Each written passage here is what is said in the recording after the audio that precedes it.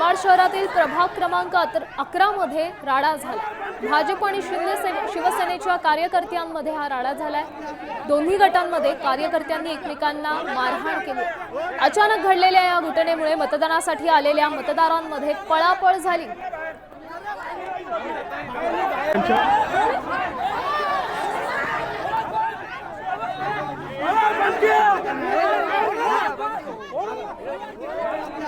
या संदर्भात अधिकची माहिती देत आहेत आपले प्रतिनिधी अजय सोनावणे। अजय, काय सांगाल, नेमका गोंधळ कशामुळे झालाय?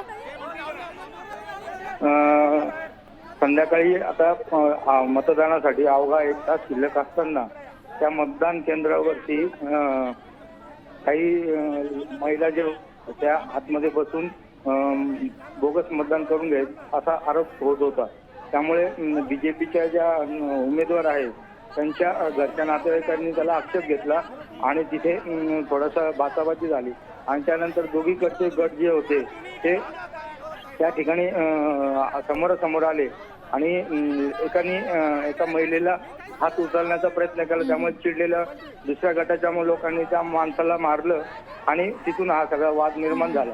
आता हे दोघं गट जे आहे ते पोलीस स्टेशनला आलेले। नक्कीच धन्यवाद अजय दिलेल्या या सविस्तर अपडेटसाठी। आपण पाहू शकतोय या राड्यामुळेच मतदानाला आलेले नागरिक देखील गोंधळलेत।